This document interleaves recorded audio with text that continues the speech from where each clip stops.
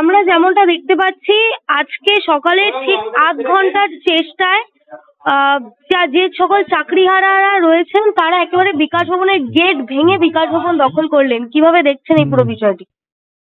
এটাই হওয়া অপরিহার্য ছিল। যেভাবে দুর্নীতি করেছেন মমতা, এবং সুপ্রিম কোর্টের জাজমেন্ট হওয়ার পরেও সেই দুর্নীতিবাজদের সুরক্ষার জন্য তিনি যে সমস্ত কাজকর্ম করছেন, তাতে যারা সৎ মানুষ, যারা দুর্নীতির সঙ্গে নিজেদের সহবাস করতে চান না, তারা বিক্ষোভ করবেন এবং বিক্ষোভের পরিণতি এটাই হবে। দুর্নীতিকে বাঁচাতে গেলে পরে আরো বিপদ বাড়ে। সেটা মমতার বুদ্ধিতে যেদিন আসবে সেদিন মমতা হয়তো অপকর্মগুলো থেকে নিজেকে বিরত করবেন। পুলিশ জল কামান, যে পুলিশও তো মানুষ, তারাও তো দেখতে পাচ্ছে তাদের ঘরের ছেলেরা এরকম দুর্নীতির জন্য চাকরি বাকরি পায়নি, চাকরি চলে গেছে। জল কামান দিয়ে কি ওদের জল কামান মারলে পরেই কি তা নিশ্চিন্ত হয়ে যাবেন? একেবারে আমরা দেখেছিলাম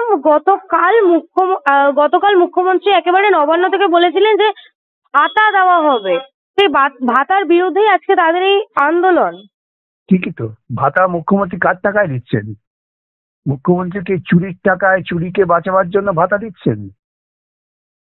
মুখ্যমন্ত্রী তার দলবল যত টাকা তুলেছিল এই চাকরি প্রার্থীদের কাছ থেকে, গ্রুপ সি, গ্রুপ ডি, 9, 10, 11, সবার টাকাটা লিস্ট অনুযায়ী ফেরত দিন। নিজের বাড়ির থেকে ইলেকট্রাল বন্ডের যত দুর্নীতিমূলক টাকা পেয়েছেন তৃণমূল, সেই দিয়ে ফেরালে পরে একমাত্র শান্তি হবে। তা না হলে মানুষ ক্ষিপ্ত হয়েছে, মানুষ বুঝতে পেরেছে অপকর্মের নায়িকা মমতা, এখন সেটাই করবে মানুষ।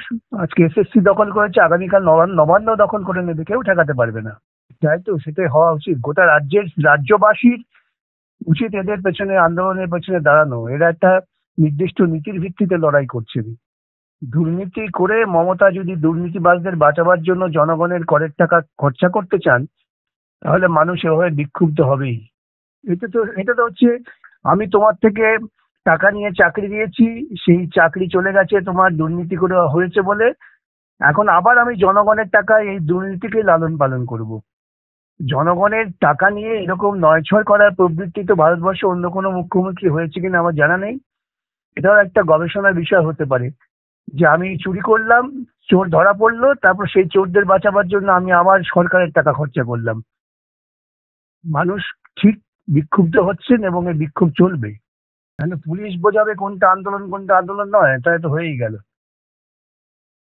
পুলিশরা নিজেদের ইউনিয়ন করার অধিকার নিয়ে আন্দোলন করতে পারেন না, তারা অন্যদের আন্দোলন করা বোঝাচ্ছেন। বাহ, চমৎকার।